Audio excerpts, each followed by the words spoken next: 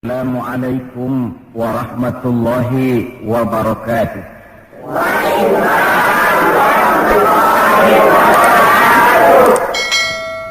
Bismillahirrahmanirrahim.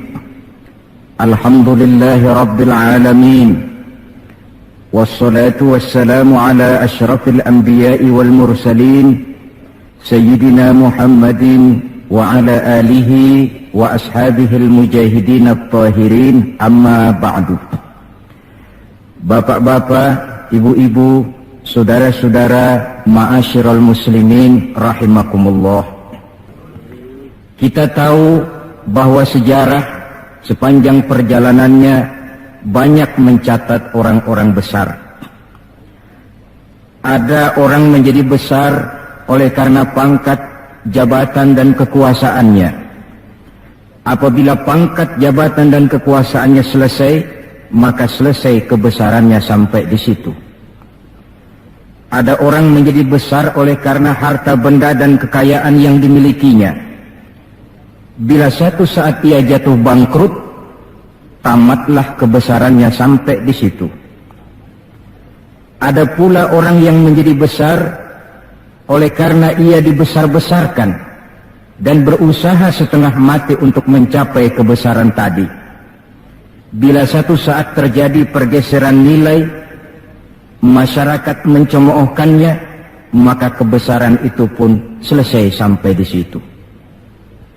Adapun Rasul yang kita peringati maulidnya saat ini, beliau besar bukan lantaran pangkat, jabatan dan kekuasaan. Beliau besar tidak karena harta benda dan kekayaan. Pun beliau menjadi besar tidak karena dibesar-besarkan oleh umatnya.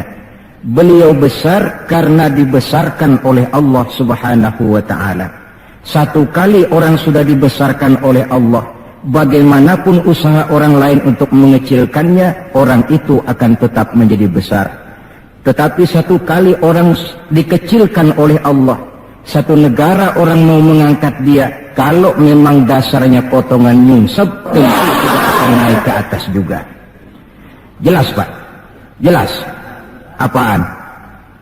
Pokoknya jelas. Tidak ada seorang penulis pun, baik ia dalam Islam maupun dari luar Islam, jikalau mau bicara dengan jujur, yang tidak mengagumi kebesaran pribadi dan martabat Rasulullah sallallahu alaihi wasallam.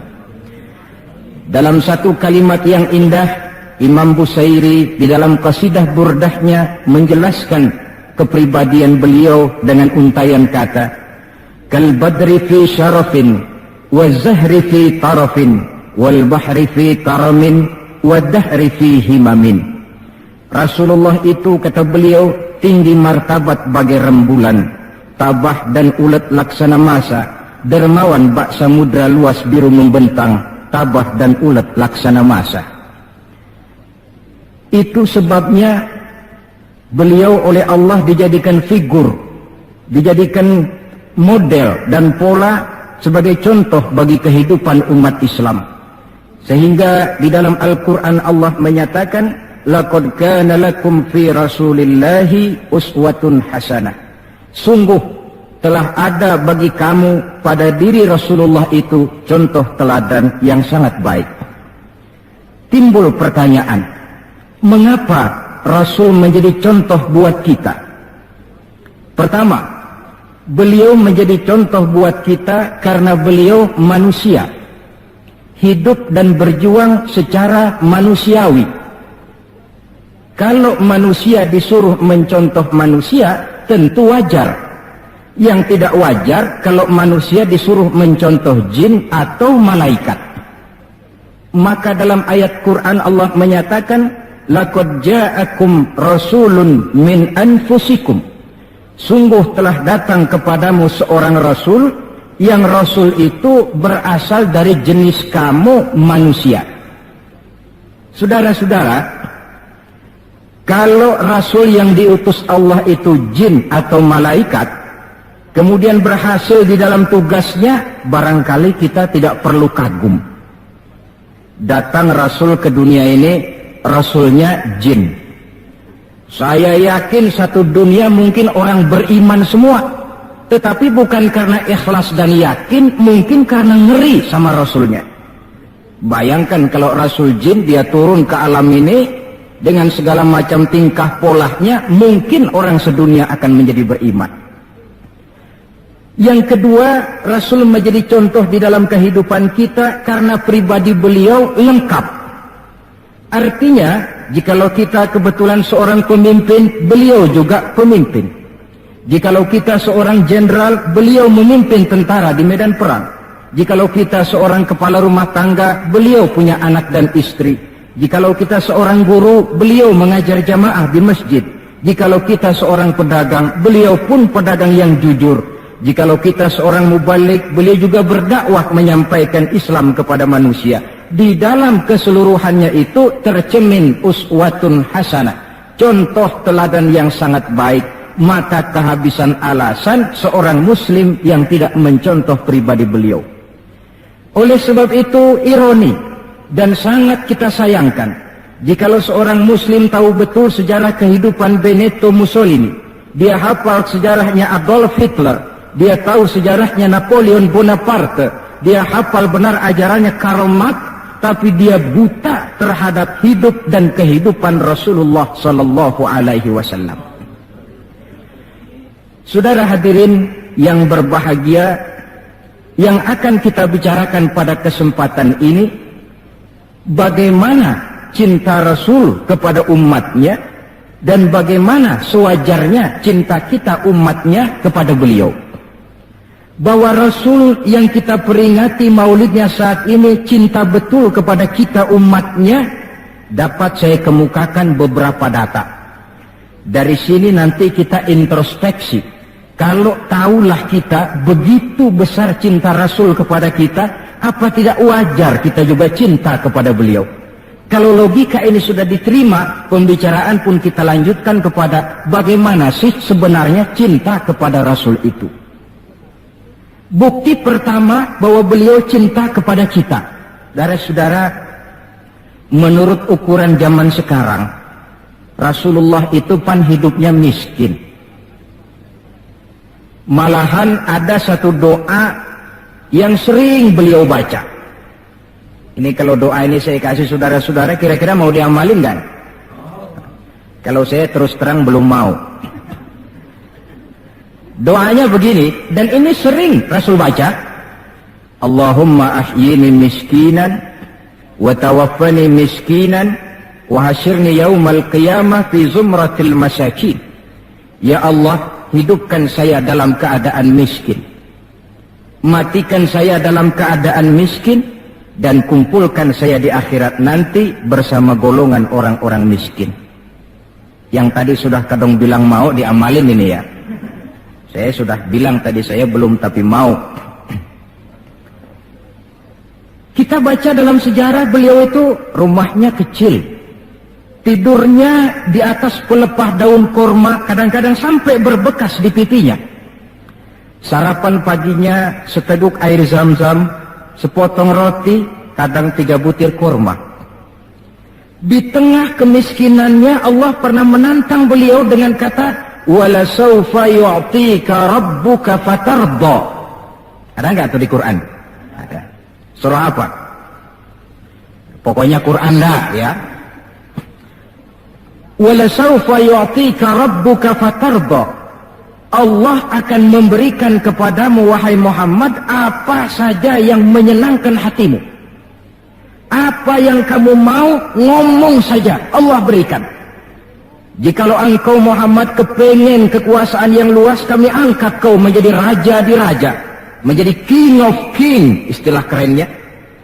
Jikalau kamu kepengen kaya Muhammad, itu Jabal Uhud sanggup menjadi bukit emas.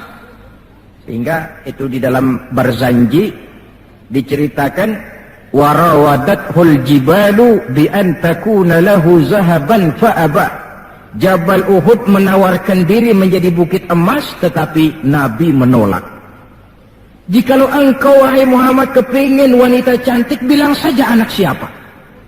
Ditawarkan semacam ini, beliau menjawab, idzan ya Rabb, La arda wa wahidun min ummati finnar.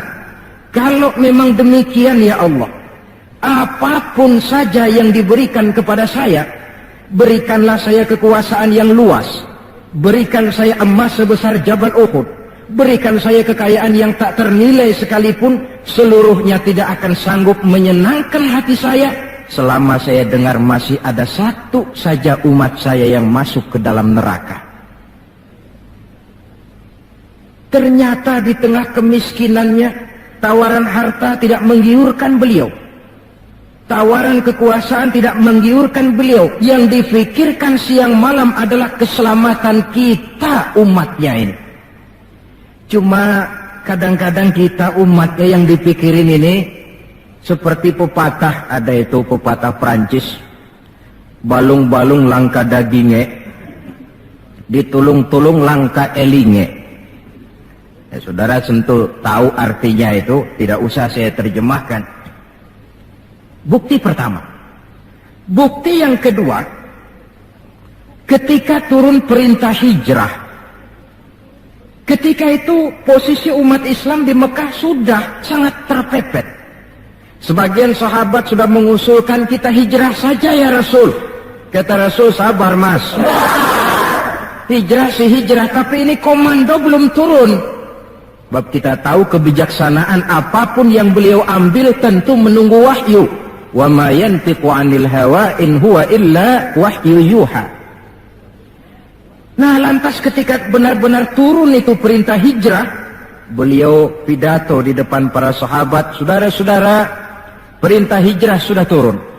Berangkatlah tuan-tuan lebih dulu ke Madinah. Lalu Anda sendiri kapan ya Rasul? Saya belakangan. Kenapa mesti belakangan?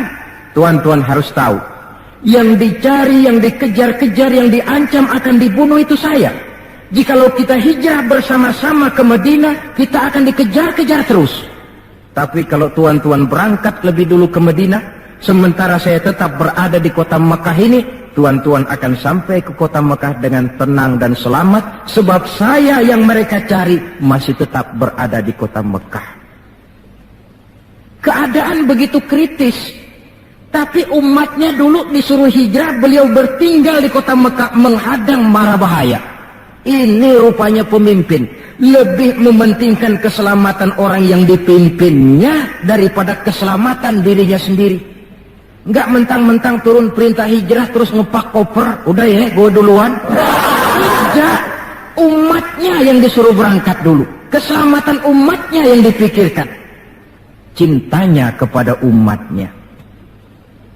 Bukti yang ketiga, saudara-saudara, bahwa Rasul cinta kepada kita. Dikala beliau akan datang ajal, hari Senin tanggal 12 Rabiul Awal seperti hari kelahirannya. Dikala itu sakit beliau sudah agak payah.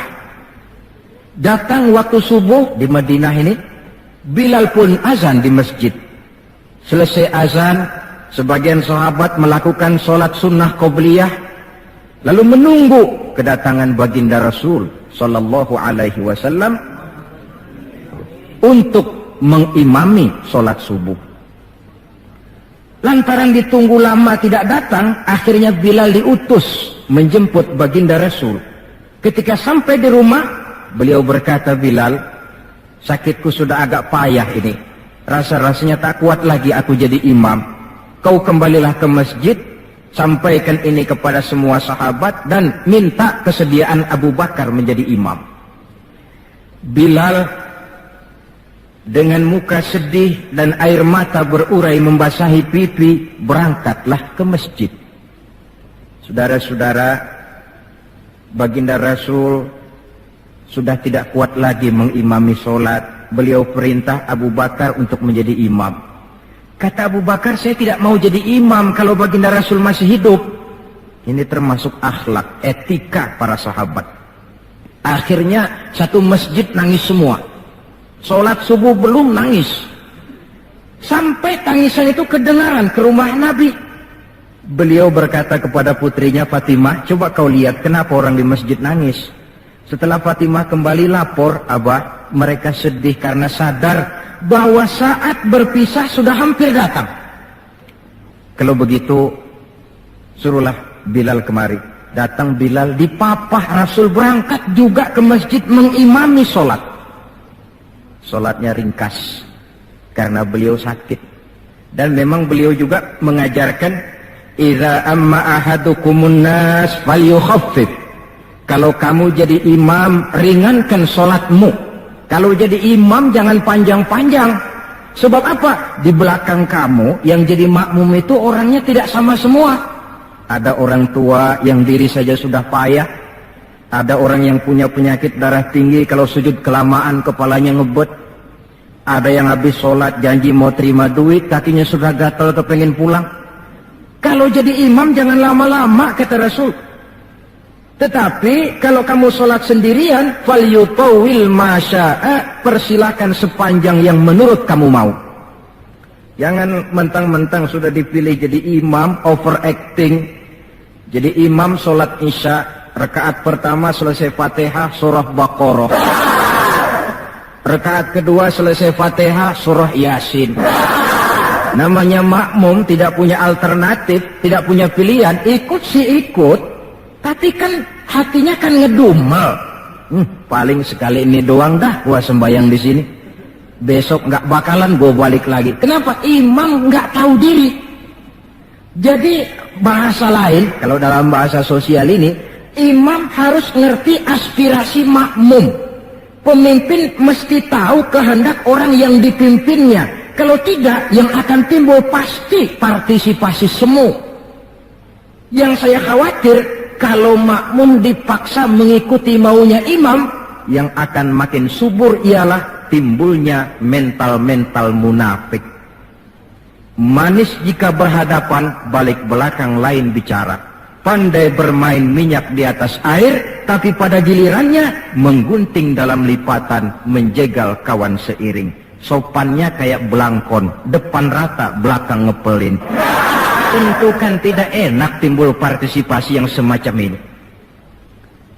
Selesai sholat, baginda Rasul bangun, lalu pidato singkat di depan para sahabat. Saudara-saudara, rasa-rasanya saat berpisah sudah akan datang. Lama kita bergaul, tentu sedikit banyak terjadi kesalahan yang saya lakukan. Maka barang siapa yang pernah saya pukul tanpa saya sengaja, balaslah sekarang.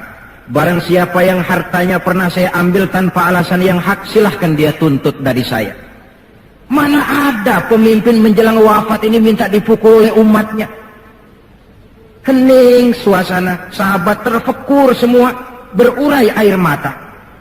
Di dalam keheningan yang demikian rupa, tiba-tiba seorang sahabat bangkit. Saya ya Rasul. Ada apa? Sahabat itu namanya Sawad, sesuai dengan namanya, orangnya rada hitam.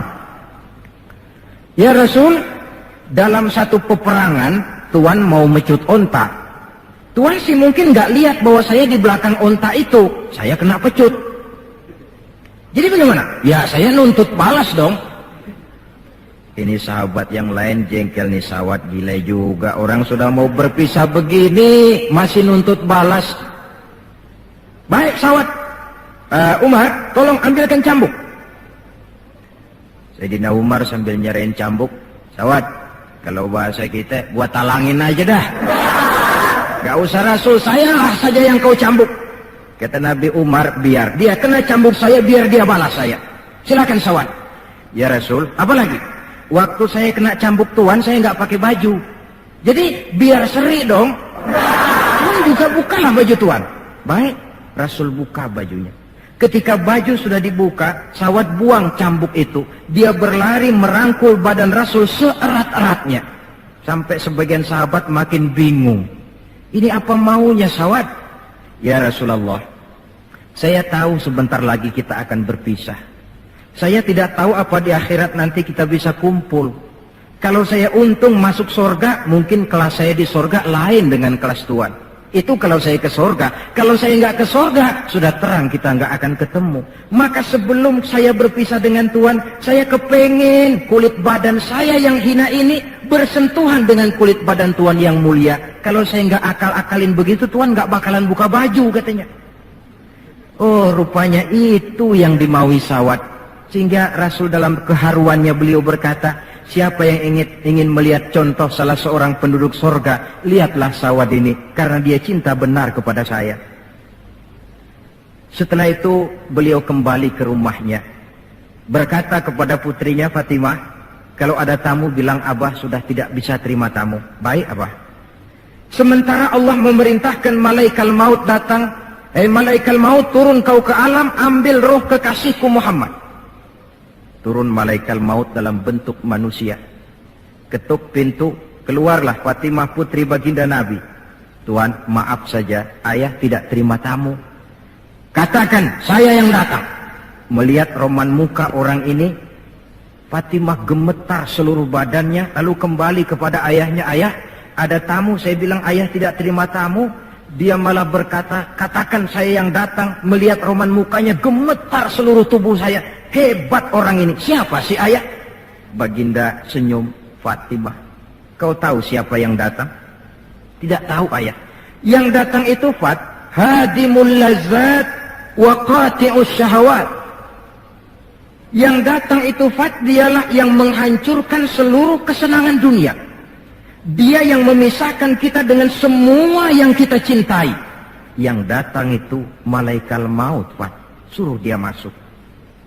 Ketika malaikat maut masuk, ya malaikat maut sudah datang saatnya. Ya Muhammad.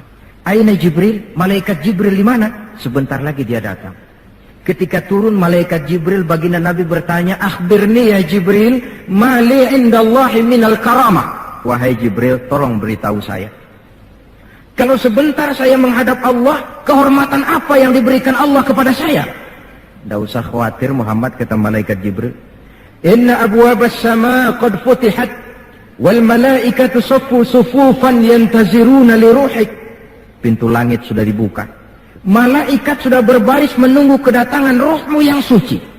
Alhamdulillah. Kalau itu saya ya? Iya. Kalau umat saya bagaimana Jibril? Umat saya. Umatmu? Iya. Umatmu juga jangan khawatir Muhammad. Allah sudah memberikan fasilitas, kata Allah, inni haramtul jannata ala sairil umam hatta tadkhulaha ummatuka. Surga ku haramkan buat seluruh umat kecuali kalau umatmu Muhammad sudah masuk ke dalamnya. Ini fasilitas. Jadi sungguh pun kita umat terbelakang menurut abjad, tapi disuruh diberi fasilitas masuk surga lebih dahulu ketimbang umat-umat yang lain. Alhamdulillah, kalau begitu legalah saya, kata Nabi. Mari malaikat maut persilahkan, saya ikhlas. Lalu diambillah ruh beliau perlahan-lahan, naik ruh itu ke lutut, ke pusat, ke dada, sampai ruh di tenggorokan. Fatimah dekatkan telinganya ke bibir ayahandanya yang mulia itu. Suara terakhir yang sempat direkam oleh Sayyidatuna Fatimah, bisikan terakhir menjelang wafat, 3 kalimat. As-salah, as-salah, an-nisa, ittaqun nisa, ummati, ummati. Dengan kalimat itu beliau kembali menghadap Allah. Solat, jaga solat. Wanita, lindungi kaum wanita. Umatku, umatku. Itu kalimat terakhir yang beliau ucapkan. Kita umatnya yang disebut. Manalah di dunia ini pemimpin yang sempat nyebut umatnya dikala mau ajal. Napoleon Bonaparte, singa daratan Eropa, luas kekuasaannya. Dikala mau wafat dia tidak sempat nyebut bangsanya, bangsa Prancis. Yang sering dia sebut Margaret Josephine, Margaret Josephine, gacoannya. Adolf Hitler, gagah perkasa. Dikala hari-hari akhir kejayaannya, dia tidak nyebut Jerman. Dia tidak nyebut suku bangsa Arya yang dia agul-agulkan. Yang banyak dia sebut Eva Braun, Eva Braun. Sebagaimana Julius Caesar pun menyebut Cleopatra. Adapun baginda Rasul di akhir hayatnya tidak beliau nyebut bangsa Arab. Tidak anaknya, tidak istrinya, tidak sahabat dan orang-orang yang dekat dengan beliau. Tetapi yang disebut kita umatnya.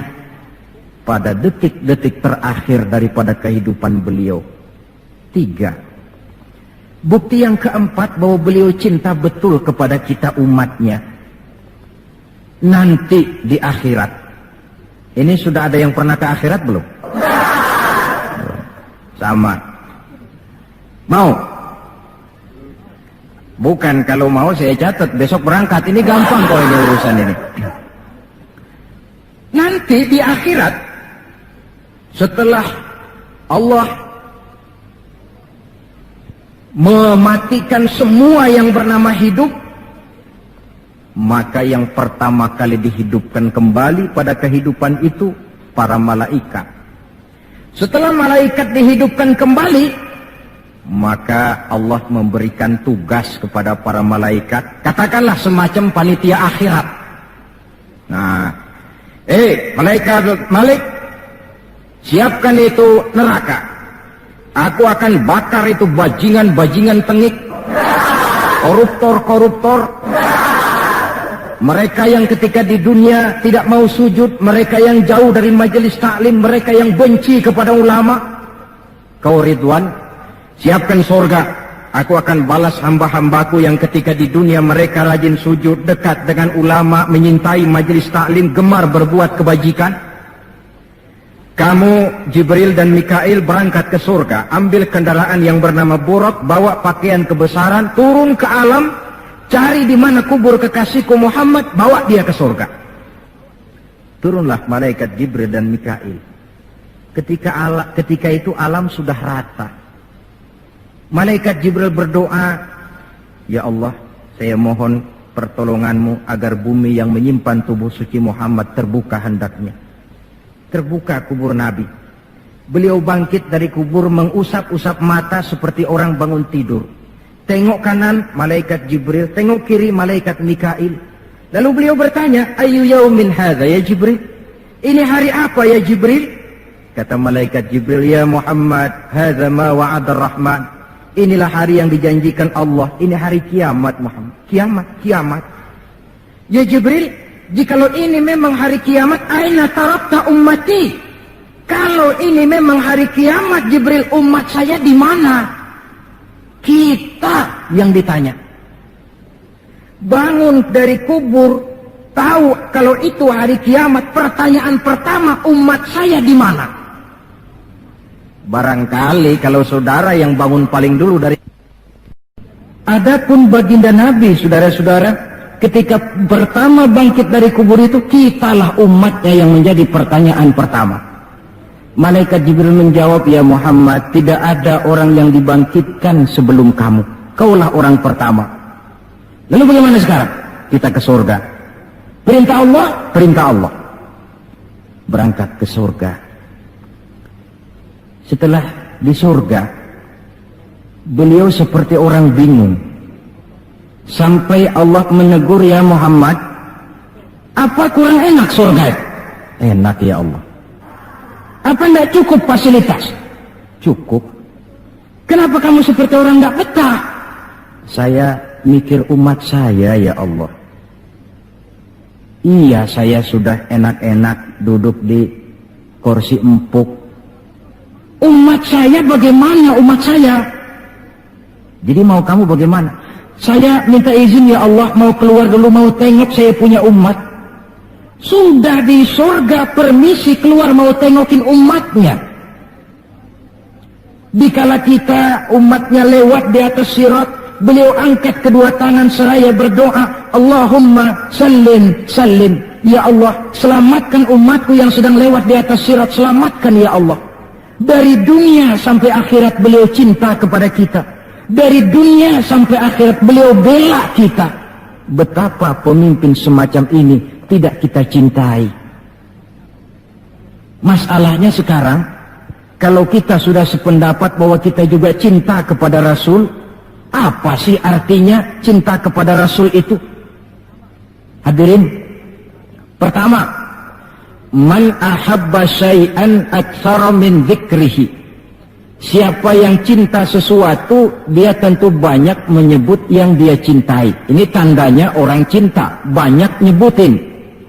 Kalau saudara cinta kepada harta, tentu kalau ngobrol yang banyak saudara sebutin harta. Kalau saudara lagi ngobyek tanah, seneng cinta sama tanah, asal ngobrol di warung mesti tanah yang dimeterin. Walaupun tanah orang. Kalau saudara kebetulan sedang jatuh cinta kepada seorang perempuan, bahkan dalam tidur pun kebawa-bawa namanya saudara sebut. Orang yang cinta sesuatu, dia banyak menyebut yang dia cintai. Cinta kepada Nabi, banyak menyebut Nabi. Menyebut Nabi apa lalu? Muhammad, Muhammad, Muhammad, Muhammad. Tentu bukan. Sebab kita tahu dalam kehidupan sehari-hari saja kita punya tata krama. Gubernur lewat, tentu tidak berani kita secara langsung menyebut namanya. Mesti kita berkata, itu ada Bapak Gubernur lewat. Kita sebutlah predikatnya. Itu ada Bapak Menteri lewat. Itu kepada pejabat. Entahlah pula kepada seorang junjungan alam. Banyak menyebut Nabi artinya banyak membaca sholawat kepada beliau. Sekurang-kurangnya Allahumma sholli ala Sayyidina Muhammad wa ala ali Sayyidina Muhammad. Satu. Yang kedua, orang yang cinta kepada sesuatu biasanya menjaga, memelihara warisannya. Kita punya orang tua meninggal dunia, ada warisannya, tentu kita jaga sebaik-baiknya. Sudahlah, nggak bisa nambahin, sekurang-kurangnya nggak jualin melulu. Jikalau Rasul meninggalkan kita, jelas beliau tidak meninggalkan harta, beliau tidak meninggalkan kebun, pabrik, tanah dan sebagainya, tapi beliau meninggalkan warisan kepada kita untuk kita jaga, kita pelihara bersama. Apa yang warisan yang beliau tinggalkan? Prinsipnya 3. Yang kedua terdapat dalam hadis, taraktu fikum amrain lan tadillu ma in tamassaktum bihima abada, kitab Allah wa sunnata rasulih. Aku tinggalkan kepadamu 2 perkara yang jikalau kamu mau berpegang teguh kepada keduanya, kau tidak akan sesat untuk selamanya, Quran dan sunnah Rasul. 2. Warisan yang ketiga dalam hadis, al-ulama warasatul anbiya. Ulama adalah ahli waris Nabi. Kalau demikian, maka warisan Nabi itu 3. Quran, sunnah, ulama. Inilah warisan yang perlu kita jaga, warisan yang perlu kita pelihara, yang kita laksanakan dan terjemahkan di dalam kehidupan kita. Mari kita lihat. Warisan pertama, Quran. Kitab suci bagi kita umat Islam. Bagaimana cara kita memelihara warisan yang namanya Quran ini? Pertama, usahakanlah agar membaca Quran menjadi salah satu hobi di dalam kehidupan kita.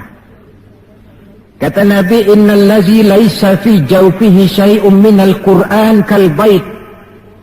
Orang yang dari tenggorokannya tidak pernah keluar ayat Quran barang sepotong pun, belum pernah ngaji barang seayat pun, itu orang, kata Nabi, kayak rumah kosong.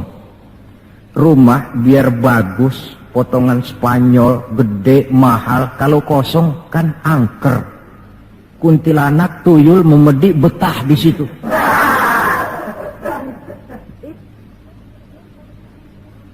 Dan oleh karena Quran ini produk Allah, dibaca dalam segala keadaan pantas. Di gubuk reot di pinggir kali ada orang baca Quran, pantas. Di rumah mewah ada yang baca Quran, cocok.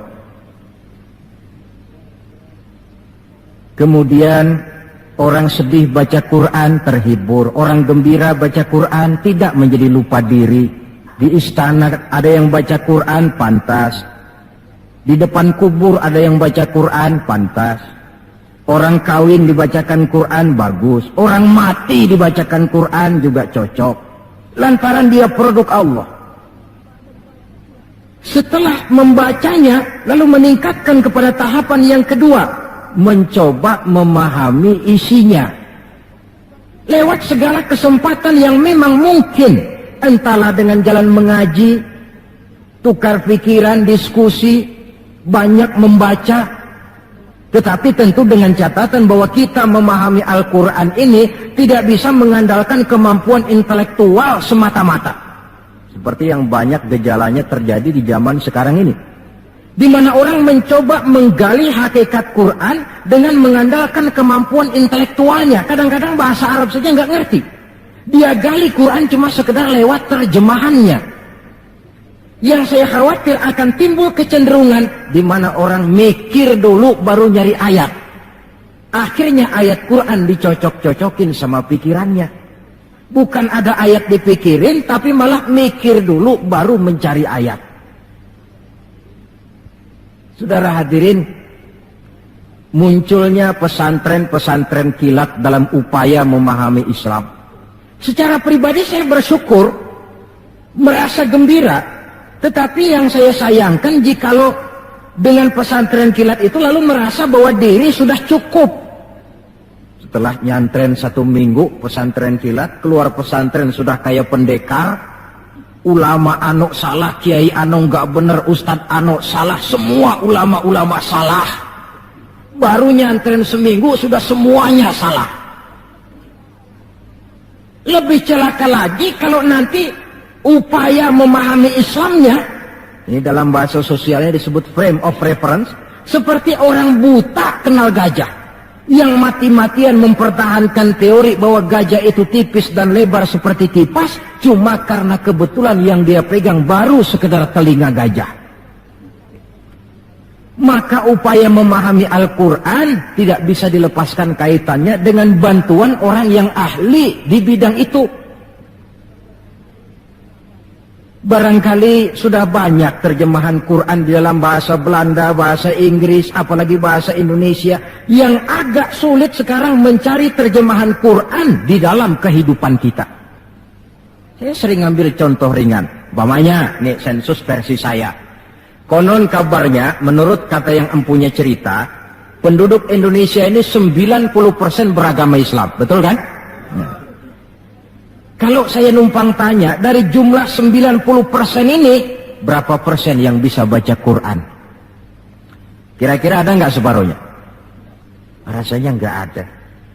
30%? 20% ada ya? 20% adalah, kurang-kurang dikit sama kawan jadilah 20%. Dari jumlah 20% yang bisa baca Quran, numpang tanya lagi, berapa persen yang bisa baca dan tahu artinya? Ada 5%? Saya kira adalah 5% berikut santri-santri yang di pondok pesantren itu. Dari jumlah 5% yang bisa baca Quran dan tahu artinya, berapa persen yang bisa baca, tahu artinya, lalu mengamalkan ajaran Quran? Ini yang masih bisa dihitung dengan jari. Sehingga tidak heran bahwa umat ini mayoritas, tapi lebih sering jadi penonton daripada jadi pemain. Lebih sering jadi objek daripada menjadi subjek. Dalam bahasa Arabnya lebih sering menjadi maf'ul daripada menjadi fa'il. Sebab kuantitas yang tidak diiringi oleh kualitas, ini yang bahasa Nabi, ghusa'un ka ghusa'is sail, seperti busa di lautan. Banyak tapi centang perenang, banyak tapi tidak punya daya dan kekuatan, dihempaskan ke tepian pantai tanpa punya makna dan arti. Kadang kita baca Quran, tapi sementara di pihak lain kita juga yang menginjak-injak isinya. Kita baca ayat, wa ahallallahu al-bai'a wa harrama riba, Allah halalkan jual beli, Allah haramkan riba, tapi renten ditelan terus. Kita baca ayat, wa qasimu bihablillahi jami'an wa la tafarraqu, berpegang teguhlah kepada tali Allah, jangan kamu bercerai-berai, tetapi sesama muslim main pelotot-pelototan jalan terus. Yang kita baca kadang-kadang kita juga yang menginjak-injaknya. Ini warisan pertama, Al-Quran. Warisan yang kedua, sunnah Rasulullah Sallallahu Alaihi Wasallam. Yang diantara fungsinya menjelaskan apa yang oleh Al-Quran tidak dijelaskan dalam bentuk detail. Quran misalnya cuma mengatakan aqimis sholat, dirikan sholat. Bagaimana cara sholat? Tidak ada dalam Quran. Bahwa sholat mesti takbiratul ihram, mesti tahiyat, mesti ruku duduk di antara dua sujud. Tidak ada dalam Quran. Yang menjelaskan itu semua sunnah. Quran cuma menjelaskan wa atimul hajja wal umrata lillah. Laksanakan haji dan umrah karena Allah. Bagaimana manasik haji? Bagaimana jumrah, bagaimana tawaf, bagaimana sa'i? Tidak ada dalam Quran. Sunnah jelaskan semua itu. Nah, untuk memahami Quran dan sunnah, jalan apa yang kita tempuh? Jalan melalui warisan yang ketiga, yaitu para ulama. Diakui atau tidak, kita hutang jasa kepada para ulama. Yang dengan tekun, dari musola ke musola, dari pesantren ke pesantren, dari pengajian ke pengajian, membimbing, menjaga dan memelihara umat ini. Mereka tidak digaji, mereka pun tidak mendapat beras, hidup pun kadang-kadang miskin. Tapi lantaran panggilan moral menjaga, memelihara, membentengi akidah umat ini. Bersyukur kita bangsa Indonesia punya ulama dan punya umara. Kedua-duanya penting, kedua-duanya berjasa, kedua-duanya membangun. Tidak ada yang satu lebih penting dari yang lain. Cuma bidang pembangunannya saja yang lain-lain. Orang kadang-kadang usil, Pan. Apaan ulama katanya, kerjanya ngomong doang. Sekarang kan zaman pembangunan, perlu karya nyata. Mana ada kiai bangun jembatan? Ngomong aja. Ini saya pikir orang bicara begini ini nggak ngerti masalah. Bukankah asas manajemen yang modern saja mengajarkan the right man on the right job, the right man on the right place, bahwa orang harus ditempatkan sesuai dengan proporsinya. Nah, kalau kiai disuruh bangun jembatan, apa Pak Lurahnya mau ngajar tafsir? Setiap kita membangun, cuma bidang pembangunan kita yang berbeda-beda. Dan kenyataan makin menunjukkan kepada kita, saudara-saudara, sekarang ini yang namanya ulama, maaf-maaflah, sudah merupakan jenis makhluk langka. Malahan barangkali sudah termasuk jenis makhluk yang harus dilindungi dari kepunahan ini. Dan mencetak sarjana lebih gampang ketimbang mencetak kiai. Saudara mau jadi sarjana, taruh sekolah 22 tahun dah, udah campur nggak naik itu.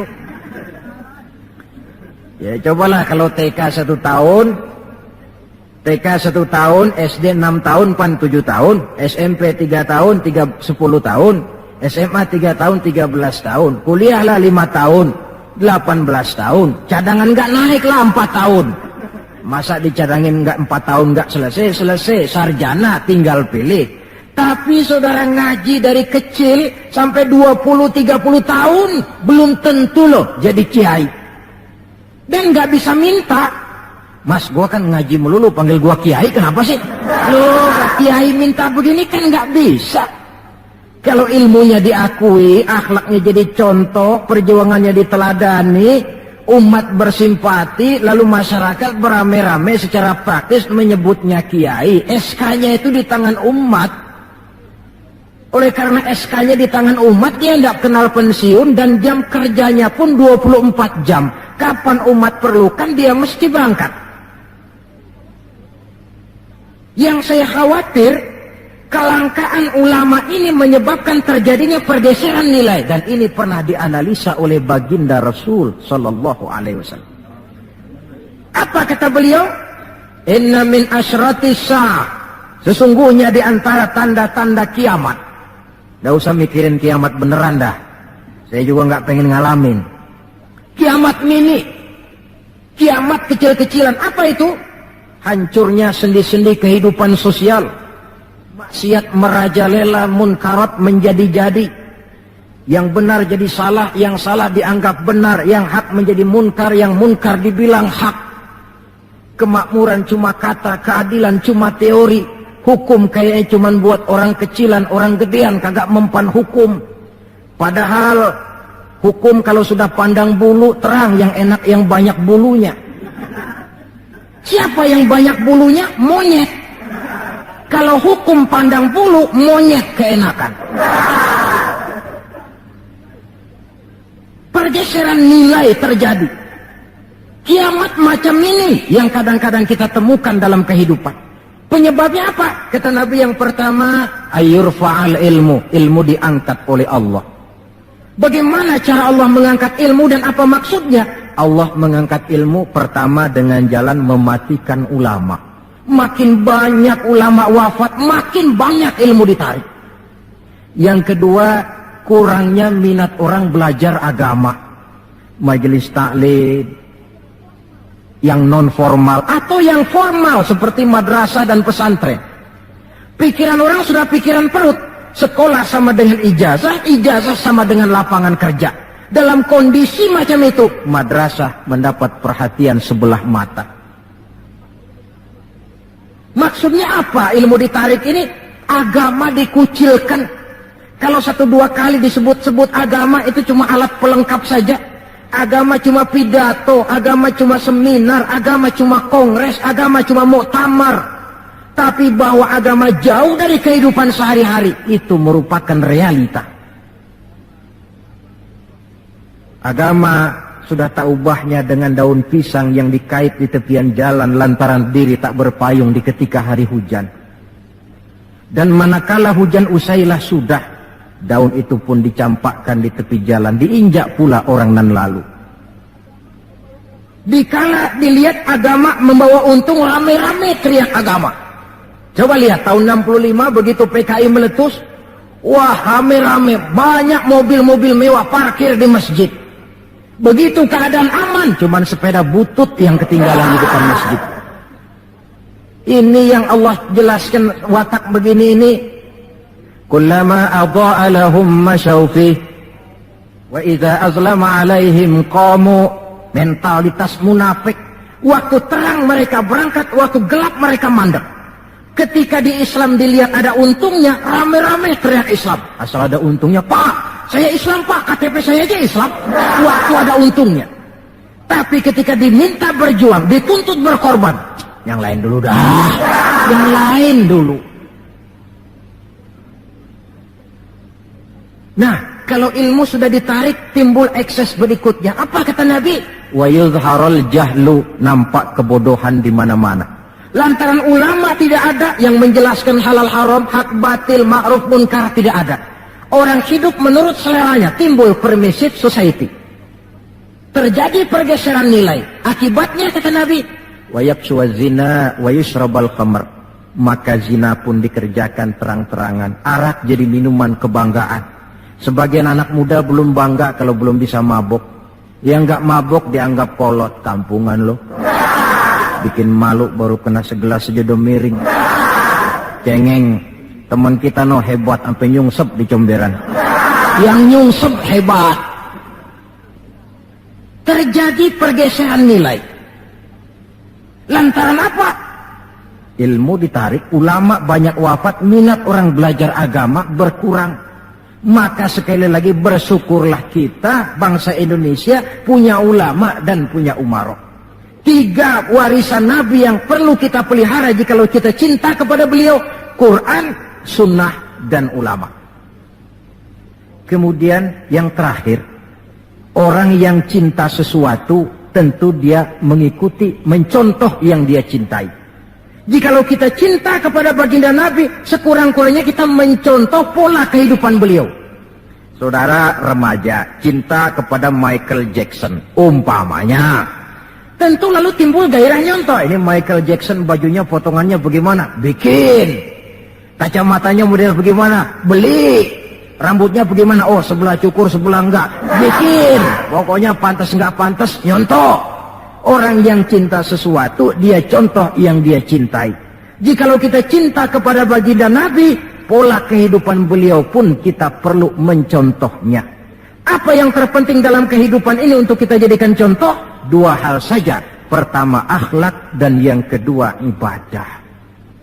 Kita tahu akhlak beliau bukan cuma manusia, Allah yang puji. Wa innaka la'ala khuluqin azim. Engkau wahai Muhammad benar-benar berada di atas budi pekerti yang sangat luhur. Kalau Allah saja sudah memuji, apalah artinya pujian kita manusia ini? Allah saja memuji beliau, apalah artinya pujian kita ini? Tidak cuma teman, lawan pun mengagumi ketinggian akhlaknya. Kalau orang berakhlak kepada teman barangkali masih wajar, tapi berakhlak kepada musuh, ini yang tidak semua orang bisa. Pernah selesai sholat zuhur, beliau tidur di bawah pohon korma. Datang orang kafir namanya Daksur menghunus pedang. Muhammad, kemarin banyak temanmu, boleh jadi kau bertingkah. Sekarang kau sendiri, kalau saya tebas batang lehermu, siapa yang akan tolong kamu? Dengan tenang beliau menjawab, Allah yang akan menolong saya. Kalimat Allah kalau diucapkan oleh orang yang jiwanya bersih, pengaruhnya lain. Daksur gemetar seluruh badannya mendengar kalimat Allah. Keringat dingin bercucuran sampai tangan licin, pedang terlepas. Jatuh pedang itu, diambil oleh Nabi. Kalau sekarang aku yang tebas batang lehermu Daksur, siapa yang akan tolong kamu? Dalam gemetar dia bilang, enggak ada ya Rasul, kecuali kalau Anda mau memaafkan saya, maafin ya. Nabi menyerahkan pedang, bawa pulanglah kembali ke rumahmu. Jangan ulangi lagi perbuatan macam ini. Begitu mudah beliau memaafkan orang yang nyata-nyata mau menghabiskan nyawanya. Kita kadang persoalan yang sedikit saja marah suka berlaku perpanjangan waktu. Nggak cukup perpanjangan waktu, bisa ditambah perpanjangan generasi. Gara-gara jengkel sama bapaknya, anaknya kagak boleh main. Lu jangan main ke rumah temen lu si Fulan. Kenapa? Gue lagi kesel sama bapaknya. Kesel sama bapaknya, anak nggak boleh main. Ini kan sudah ditambah oleh perpanjangan generasi namanya. Banyak contoh yang diceritakan dalam sejarah mengenai ketinggian akhlak beliau. Tidak cuma kepada teman, tetapi kepada musuh-musuhnya sekalipun beliau mempunyai akhlak yang sangat luhur. Dan akhlak inilah penilaian orang di dalam kehidupan kita. Seorang rendah yang akhlaknya tinggi jauh lebih baik daripada seorang besar dan tinggi, dalam arti entah jabatan, harta, kekuasaannya, tetapi berakhlak dan bermoral rendah. Dan jangan lupa, kehancuran suatu bangsa selalu dimulai dengan kehancuran moral daripada bangsa itu sendiri. Kita cukup prihatin yang hidup di abad 20 ini, insya Allah lah kita nggak akan mengalami banjir sebesar banjirnya Nabi Nuh. Tapi banjir abad ini polanya lain. Banjir maksiat dan munkarat, banjirnya peradaban dan kebudayaan yang menghancurkan moral anak-anak kita. Banjirnya paham-paham yang menghancurkan, sekurang-kurangnya mendangkalkan kita punya akidah. Terhadap banjir-banjir semacam ini kita perlu punya kapal, supaya selamat diri, selamat keluarga, selamat generasi yang akan datang dari segala macam banjir yang tidak kita inginkan. Nah, untuk mencontoh akhlak beliau inilah kita perlu membaca, mempelajari peri kehidupan beliau. Akhlaknya ketika menjadi pedagang, akhlaknya ketika memimpin tentara, akhlaknya dalam kehidupan di rumah tangga, akhlaknya kepada para sahabat, akhlaknya menghadapi musuh sekalipun. Bukankah sejarah juga yang menceritakan kepada kita, pada waktu dakwah ke Taif beliau bukan disambut malah disambit. Ketika itu turun malaikat Jibril, ya Muhammad, kalau kau mau orang yang melontari kau dengan batu hancur, sekarang ini juga aku timpa mereka dengan Jabal Uhud biar mampus semua. Kata Nabi, jangan ya Jibril, saya ini diutus bukan untuk menghancurkan orang, saya ini rahmatan lil alamin. Jadi mau kamu apa? Saya cuma mau berdoa buat mereka, Allahumma hdi qaumi fa innahum la ya'lamun. Ya Allah, berikan hidayah, petunjuk kepada kaumku yang tadi melontari aku dengan batu lantaran mereka tidak tahu. Karena tidak tahu maka mereka lontari aku dengan batu. Andai mereka tahu, itu tidak akan mereka lakukan. Sudahlah dilontari batu, yang melontari batu malah didoakan dan doanya pun bagus. Akhlak di dalam kehidupan. Hal kedua yang mau kita contoh adalah ibadah. Hadirin, kalau ada satu-satunya manusia yang sudah mendapat jaminan ampun dari segala dosa, itu cuma baginda Nabi orangnya. liyaghfira lakallahu ma taqaddama min dzambika wa ma ta'akhkhar. Ya Muhammad, dosamu yang dulu, yang sekarang, yang akan datang, jikalau memang ada, semuanya sudah dijamin ampun oleh Allah. Tapi makin diampuni, makin banyak ibadahnya. Lantaran sandaran vertikalnya benar, beliau dekat dengan Allah. Lantaran Allah dekat, pertolongan selalu datang. Bukankah manusia cuma pandai berusaha dan berusaha, namun kepastian sepenuhnya di tangan Allah. Kesanalah kita perlu berhubungan secara baik supaya maksud dan tujuan kita terlaksana. Nah, ibu-ibu dan bapak-bapak, maafkan saya agaknya cuma sekedar inilah yang dapat saya sampaikan pada pertemuan kali ini. Mudah-mudahan cinta kita kepada baginda Rasul bisa kita wujudkan dengan pertama, banyak membaca sholawat kepada beliau. Yang kedua, menjaga warisan yang beliau tinggalkan, Quran, sunnah, dan ulama. Dan yang ketiga, mencontoh beliau sesuai dengan batas kemampuan kita sebagai manusia. Sekian dan demikianlah, lebih kurang mohon maaf. Usikum wa iyaya bitaqwallah. Wassalamualaikum warahmatullahi wabarakatuh.